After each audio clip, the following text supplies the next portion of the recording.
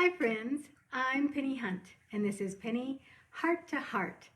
Today I'm just going to take a few minutes and talk to you about my writing, The Butterfly Effect. I posted it a couple days ago, and so as always I have the link with it, the link directly to the article and the audio with this video. So if you haven't read it yet, you can go back and read it. But I want to talk to you about the butterfly effect and why I wrote this and where it came from. It wasn't just an average butterfly that spurred me to write this. I want to tell you a story about my grandmother, Grandma Betty. Grandma Betty was my favorite, one of my favorite people in the whole entire world. I looked up to her, I loved her, I adored her. And Grandma Betty taught me so many things in life. Grandma Betty was a cake decorator, and she decorated birthday cakes and wedding cakes and graduation cakes, mostly wedding cakes.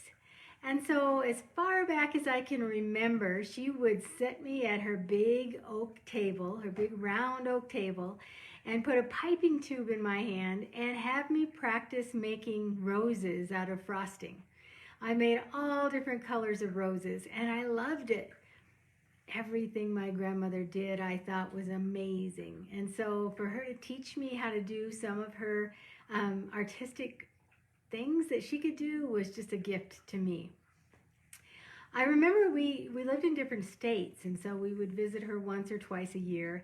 And every time we walk into her home, she would be mixing up white cake batter, and her freezer would be full of white cakes just waiting to be decorated for weddings. And if she had a wedding when we were visiting, I would go with her to the church to set the cake up. And I remember how she would set the table with lacy cloth and put sparkling candy dishes for the mints on the table and candles. And I was always in awe of her ability to stack these wedding cakes layer upon layer and very high and not be tippy or fall over. She was an artist. And I remember the very last thing she did was my favorite part. She would take out a little white candy box, a little cardboard candy box that you would buy candy at the candy store in, and she would have it tied with a ribbon. And when she opened it, inside she would have two lacy, filigree, frosting butterfly wings. I had seen her make these so many times. She would thin frosting down and pipe it through a little tiny tube onto wax paper and make these intricate butterfly wings. So her last thing that she did when she put together a wedding cake was on the back side, she would press these two wings together into the frosting because they would harden so she could hold them and form a butterfly. And she would put them on the back side so that when the wedding couple, the bride and groom, cut the very first piece, they would see this butterfly. She explained to me that a butterfly meaning is new beginnings, that we're starting something new. And when a couple join together to be married, they're starting a new life. My grandmother's trademark was to put a butterfly on the back of every wedding cake. And when she placed this butterfly, that was the crowning jewel of the cake. That was the finale. That meant that the cake was done. I loved this. And as a little girl, it made such an impression on me. I have always loved butterflies. And I've been fascinated by the strength it takes for a caterpillar to enclose itself in a cocoon. And then when it's ready, burst out of that cocoon a new life, a glorious, beautiful, strong creature. It's always been a fascination to me. My grandmother knew that as I got older, even through high school, I made cakes. I started decorating cakes for extra money. And I also started teaching cake decorating classes. I taught for the Wilton Company out of Chicago, and I coached hundreds of people how to make roses out of frosting, just the way my grandmother had taught me. She knew that. What my grandmother did not know was the impact she made on me when she placed that butterfly on the back of a wedding cake. And when she explained to me the story of butterflies and what they represent and the new life when they come out of that cocoon and it's a new life and a new beginning. It made such an impression on me. Years later, I heard the term the butterfly effect. And we've all probably heard that now. And the exaggerated example is a butterfly flapping its wings someplace, and then in a distance, some time and space in a distance, a huge wind would erupt, a tornado or a storm.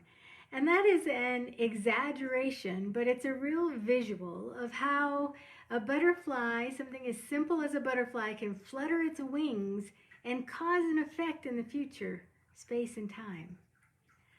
So I think about this a lot in my life and how we can do that and how the littlest acts can create something big. For example, if you want to start exercising and you jog one day, you could become a long distance runner. You could learn to love it. So many good things can happen by one step, by eating right, by helping somebody else. A teacher who takes the time with a child can change their life forever. So many good things can come from that. Unfortunately, it can work in the opposite direction too. If you say something in anger, it can create an environment of hate.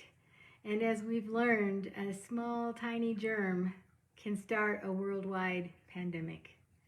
So the smallest of things can create something in the future that we don't know what the ramifications will be. It can be the simplest things that you can do to show kindness. When you buy somebody a cup of coffee, that can set off a chain reaction of pay it forward acts of kindness. Sometimes it's the simplest things.